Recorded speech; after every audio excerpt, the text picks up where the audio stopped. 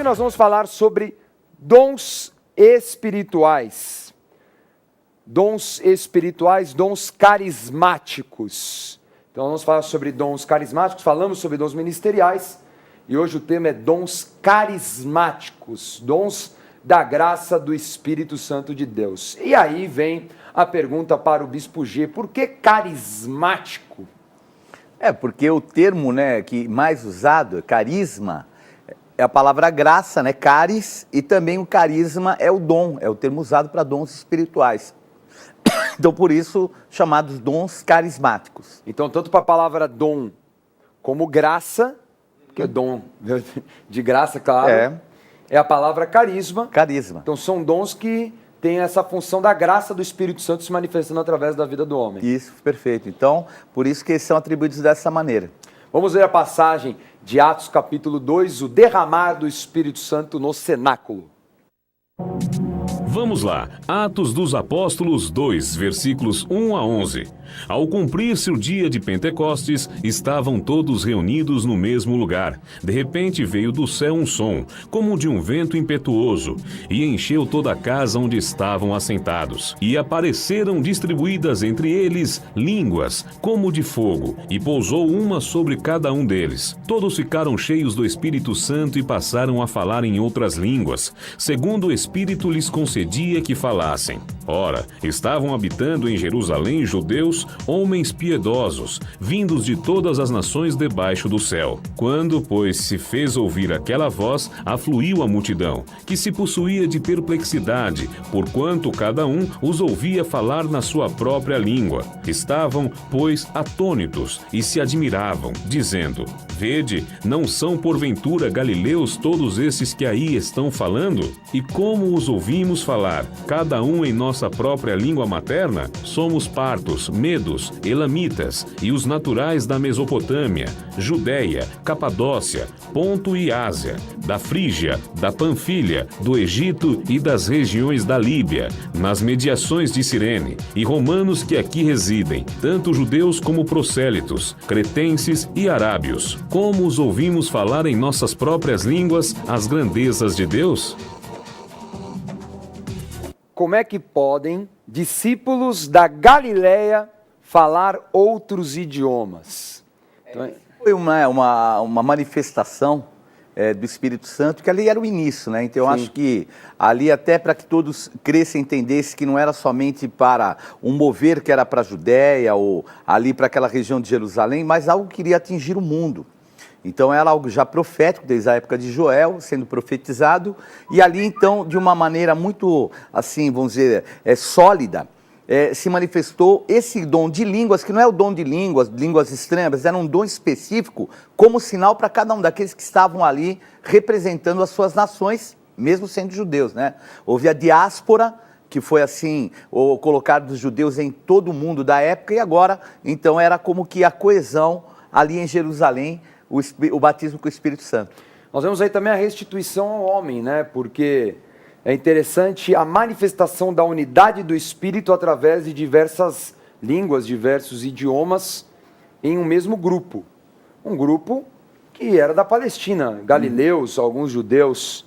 E de repente aquele grupo estava falando diversos idiomas e as pessoas que eram estrangeiros, que passavam, falavam, mas espera aí, ele está dando glória a Deus no meu idioma.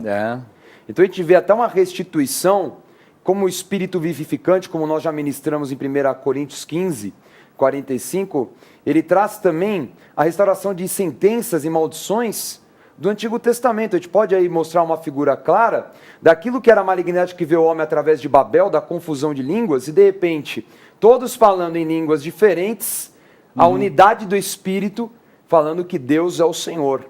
Glorificando o nome de Deus. Interessante. E o interessante é que eles ouvindo aquela voz, então aqui o termo glossa, a voz, a manifestação, é que trouxe e os atraiu.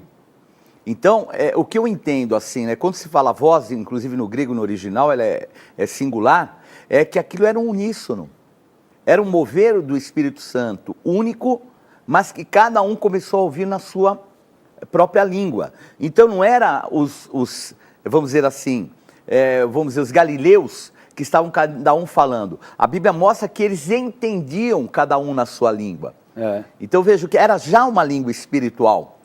E obviamente aquilo era uma capacitação do Espírito Santo, fazendo com que aqueles que ouvissem a interpretassem na sua própria língua, porque era uma língua espiritual. Que coisa.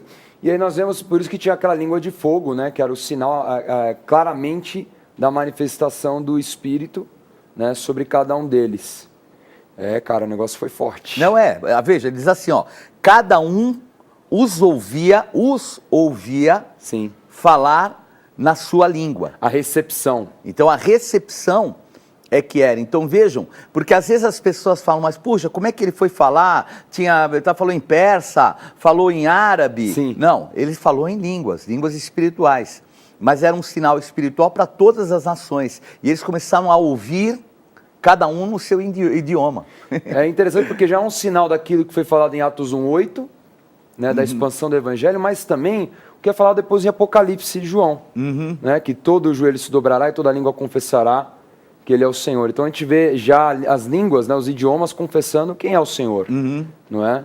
Interessante, muito forte. E o resultado dessa manifestação do Espírito Santo, ao longo do capítulo 2 de Atos, mostra o quê? Pedro, com ousadia, pregando o Evangelho e um grande mover de salvação e de transformação acontecendo naquela comunidade. Vamos ler. Vamos lá. Atos dos Apóstolos 2, versículos 40 a 44. Com muitas outras palavras, deu testemunho e exortava-os, dizendo: Salvai-vos desta geração perversa. Então os que lhe aceitaram a palavra foram batizados, havendo um acréscimo naquele dia de quase 3.000 pessoas. E perseveravam na doutrina dos apóstolos e na comunhão, no partir do pão e nas orações. Em cada alma havia temor, e muitos prodígios e sinais eram feitos por intermédio dos apóstolos. Todos os que creram estavam juntos e tinham tudo em comum.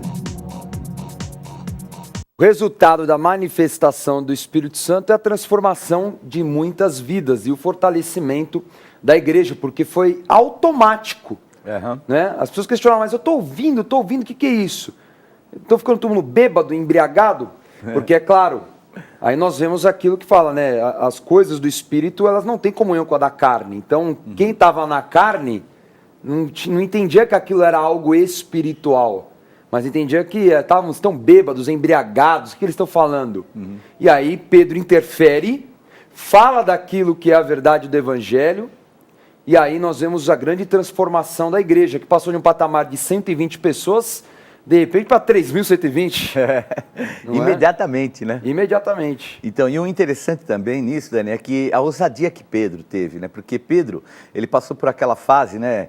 Afastado do Senhor, se abateu com algumas perseguições, tudo. Mas agora, quando ele ouve falar, poxa, estão embriagados, ele com a ousadia do Espírito Santo, um apóstolo, cheio do Espírito Santo, sopro na vida dele, aí ele se ergue.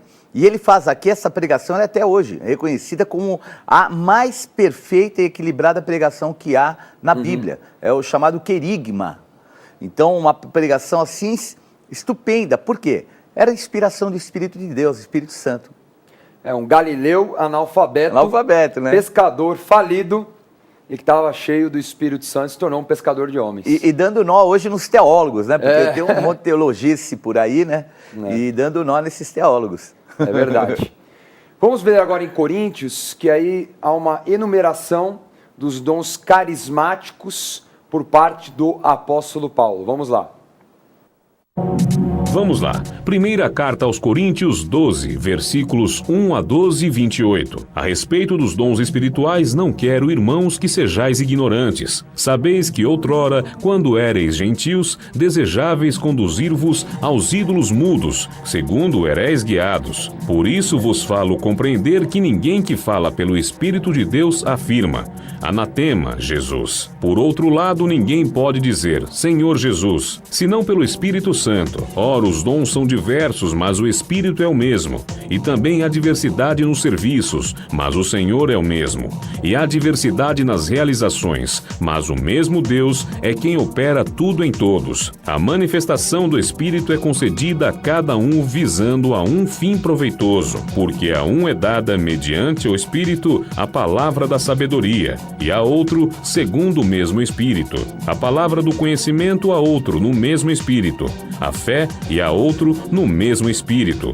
Dons de curar a outro. Operações de milagres a outro. Profecia a outro. Discernimento de espíritos a um. Variedade de línguas e a outro capacidade para interpretá-las. Mas um só e o mesmo Espírito realiza todas essas coisas, distribuindo-as como lhe apraz, a cada um individualmente. Porque assim como o corpo é um e tem muitos membros, e todos os membros, sendo muitos, constituem um só corpo, assim também com respeito a Cristo. A uns estabeleceu Deus na igreja, primeiramente apóstolos, em segundo lugar profetas, em terceiro lugar mestres, depois operadores de milagres, depois dons de curar, socorros, governos, variedades de línguas.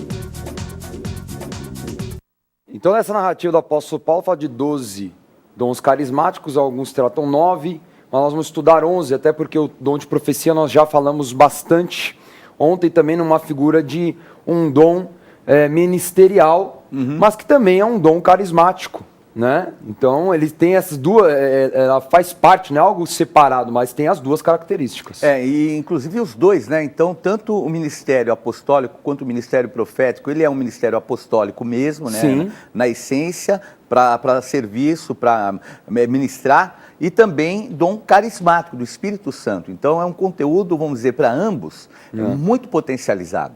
Vamos começar com o dom da palavra de sabedoria. Vamos definir.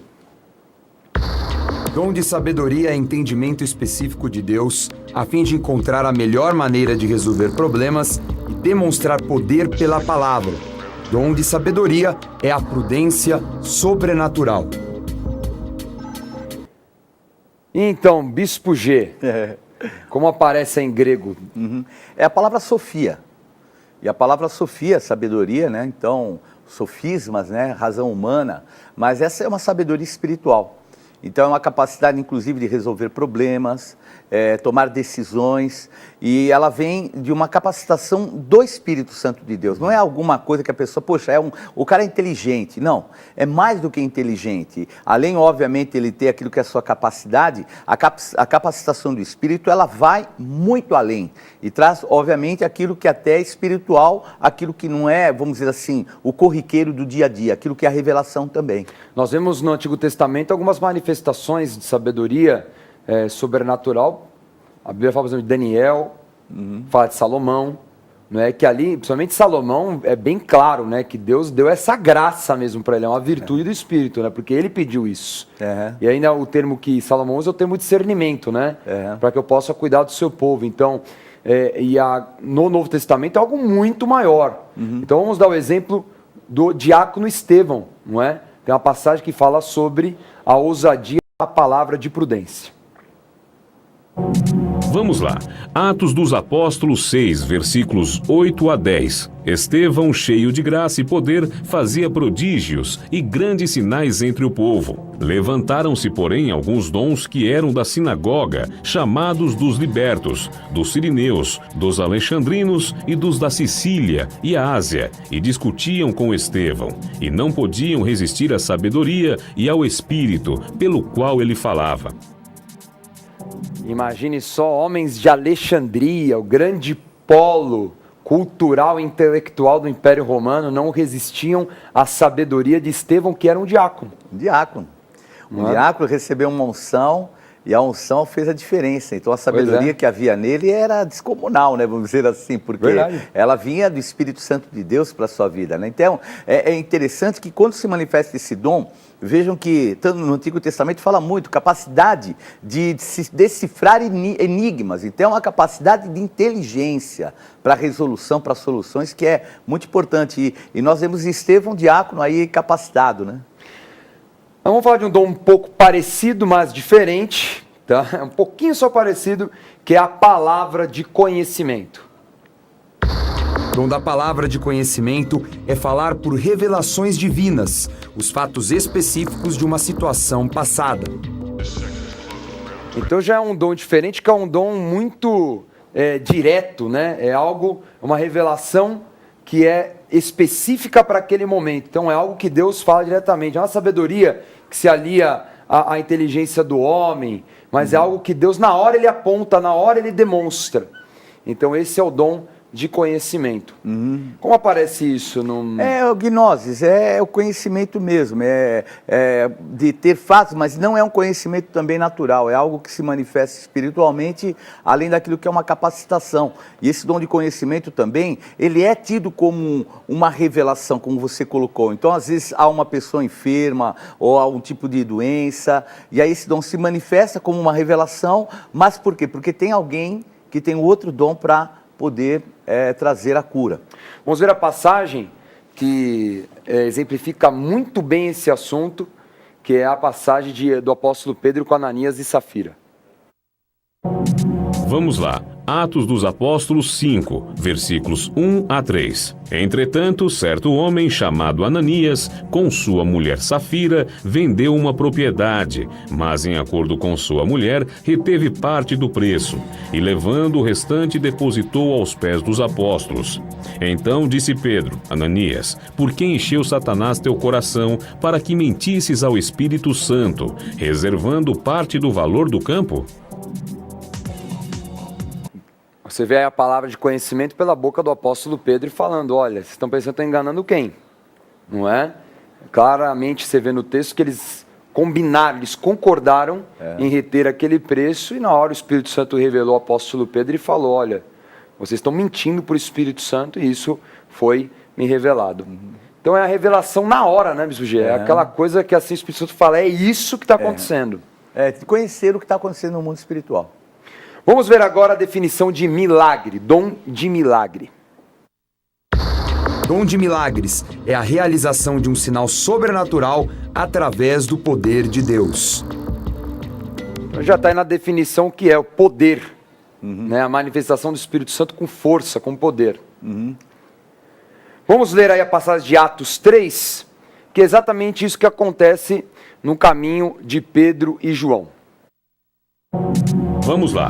Atos dos Apóstolos 3, versículos 6 e 7. Pedro, porém, lhe disse: Não possuo nem prata nem ouro, mas o que tenho, isto te dou. Em nome de Jesus Cristo, o Nazareno, anda. E tomando-o pela mão direita, o levantou imediatamente. Os seus pés e tornozelos se firmaram.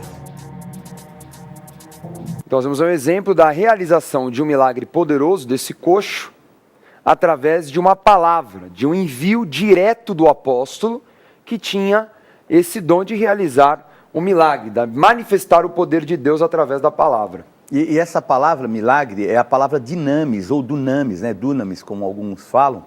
E ela é uma palavra, assim, de poder, de dinâmica, explosiva, né? Então, quando os apóstolos receberam de Jesus, recebereis poder para seres minhas testemunhas, é essa palavra. Esse poder é um poder dinâmico, quer dizer, é um portento, é alguma coisa que sai fora daquilo que é o normal, é uma maravilha. Então esse que é realmente um milagre, que é o dom da maravilha que se manifesta na vida dos apóstolos principalmente. E um dom que seria a reação ao dom do milagre é o dom da fé. Dom da fé é receber de Deus poder sobrenatural para crer nele e para manifestar sinais e milagres. Já o dom daquele que tem fé de viver o milagre, de viver a palavra que foi liberada. Vamos ver aí o exemplo do próprio coxo, que estava ali na porta e recebeu o envio do apóstolo Pedro e do apóstolo João. Vamos lá. Atos dos Apóstolos 3, versículo 16. Pela fé em nome de Jesus é que esse mesmo nome fortaleceu a este homem que agora vedes e reconheceis. Sim, a fé que vem por meio de Jesus deu a este saúde perfeita na presença de todos vós.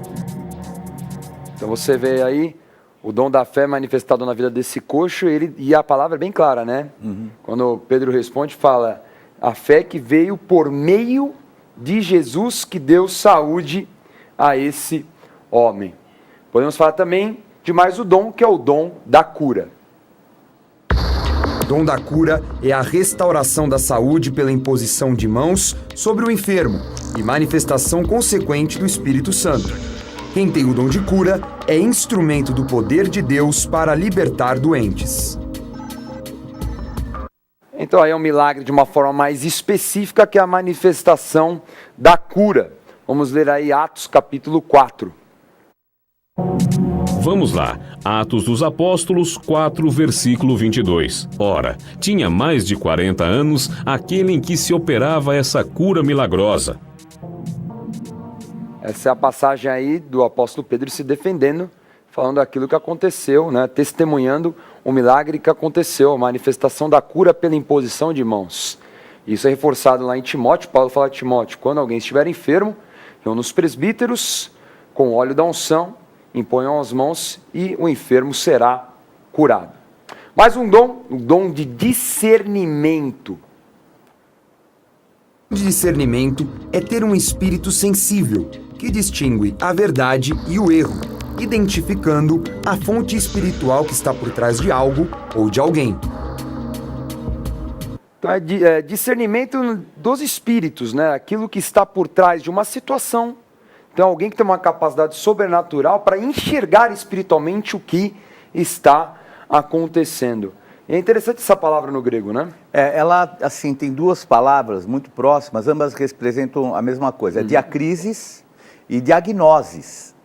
Então é engraçado, né, o diagnóstico. Porque o que é um diagnóstico, né? O médico fala, fala 33, tá. Aí ele depois faz toda uma avaliação e ele discerne, você pelo jeito está com isso, vamos fazer uns exames para comprovar. Então ele traça um diagnóstico. Então esse dom espiritual é de você fazer isso, você traçar um diagnóstico do que está por trás, e obviamente com a visão espiritual.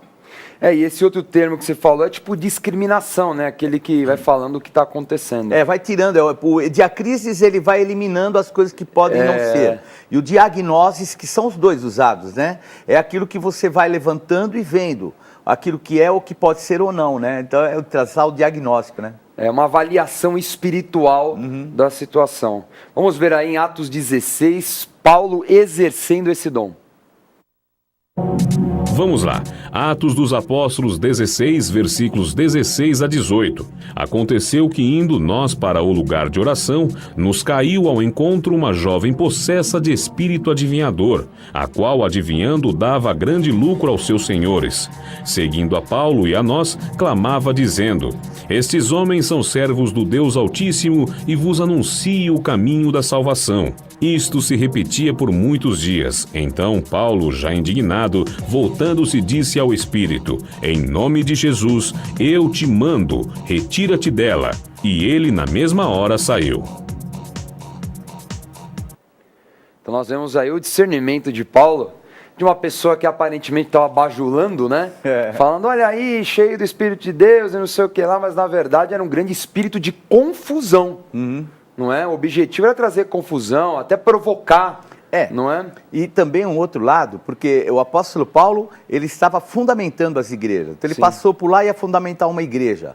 Essa adivinha, obviamente, ela dava lucro para alguém, né? Isso ficou depois subentendido. O que iria acontecer? Ela ia usar dessa proximidade que ela buscou ter para depois usar isso. E o apóstolo Paulo, com discernimento, ele vai e repreende. Ela amarra o demônio que está nela, porque no futuro ela ia explorar isso. Eu sou amiga do apóstolo Paulo. Vem cá, tem uma reunião aqui e tal. Que a gente sabe que isso acontece muito, né? É verdade. Vamos ver agora a definição do dom de línguas, línguas espirituais. Dom de línguas é falar uma língua sobrenatural, a língua dos anjos, para a edificação do próprio Espírito. É um sinal da manifestação do Espírito Santo. Também existe a condição de falar um idioma não aprendido previamente por instrução formal. Mas não deixa de ser língua espiritual. E a palavra glossa que você estava falando é essa palavra, né? De língua. De língua. Então o poliglota, muitas línguas. Então glota, línguas, né? Então esse que é o dom da manifestação. Uns chamam de glossolalia, né? Meio estranho isso, mas é nada mais do que o dom de línguas. Vamos ver uma passagem, já que nós vimos Atos 2, que é claro, a primeira manifestação do Espírito Santo, mas vamos ver uma manifestação nos gentios, Atos capítulo 10.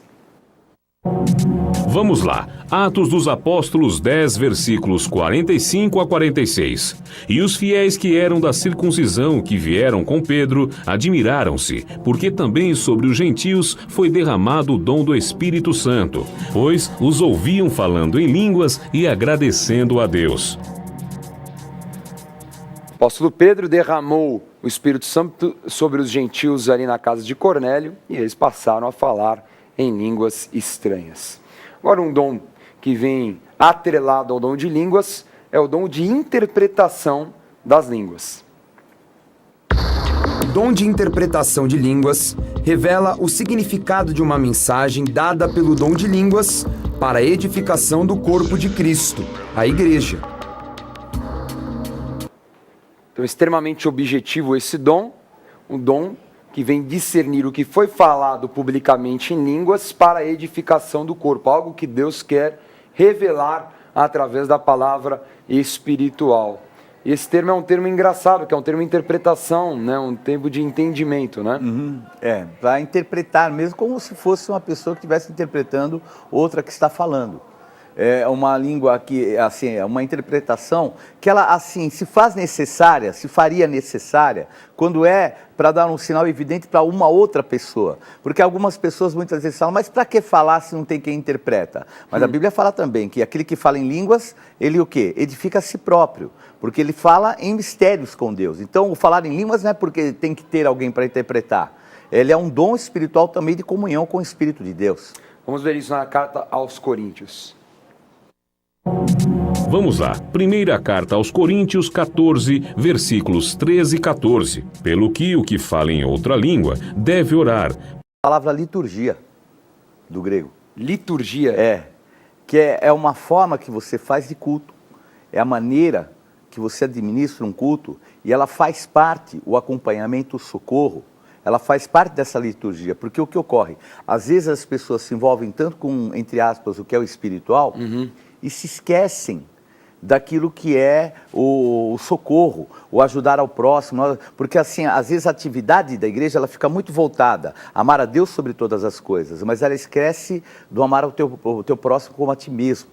Então a liturgia é a palavra que é escolhida como dom de socorro. Impressionante, né? Maravilha, isso também faz parte da graça do Espírito Santo, né? O cuidado com o próximo. E vamos ver aí o dom da intercessão.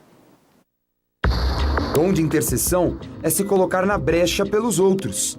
De forma prática, interferir em oração a favor da igreja e dos necessitados. Então, o dom de interferência no mundo espiritual em favor de alguém, não é? Vamos ver aí em Filipenses 4,19, Paulo fala sobre isso também.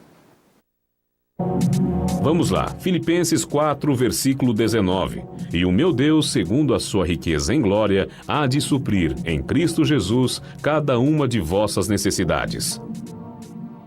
Muito bem, então eles intercediam, eles clamavam pelo ministério do apóstolo e o apóstolo os abençoou. O apóstolo exerceu aí uma intercessão, né? Falou que vocês sejam supridos por aquilo que vocês têm nos socorrido também. Então essa foi a aula dos dons carismáticos do Espírito Santo. Conseguimos fechar os 11 dons hoje. Que correria, parece o gol da Alemanha, gol, tá igual, dom. A gente chegou lá. Então fechamos assim o nosso estudo sobre as 3 linhas de dons espirituais e nós vamos continuar falando da graça do Espírito Santo de Deus. Vamos agora à revisão da aula de hoje. Nesta aula estudamos os dons carismáticos da igreja. A primeira manifestação do Espírito Santo foi com o dom de línguas de fogo, demonstrando a unidade do Espírito através de diversas línguas em uma mesma igreja. Vimos que à medida que a igreja crescia, manifestaram-se os seguintes dons: dom de sabedoria, o entendimento específico de Deus; dom da palavra de conhecimento, a revelação divina; dom de milagres, realização de sinais sobrenaturais; dom da fé, o recebimento do milagre; dom da cura, a restauração da saúde pela imposição de mãos; dom de discernimento, a identificação da fonte espiritual; Dom de línguas, a edificação do espírito pelas línguas espirituais. Dom de interpretação de línguas, a revelação para a edificação da igreja. Dom de governo, a operação do dom de administração. Dom de socorro, o alívio das necessidades da igreja. Dom de intercessão, a interferência espiritual através da oração.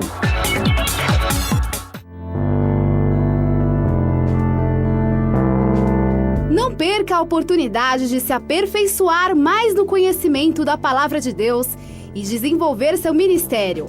Participe dos cursos do Centro de Estudos Apostólico. Para mais informações, acesse ceaapostólico.com.br ou entre em contato pelo telefone 11 3203 0641.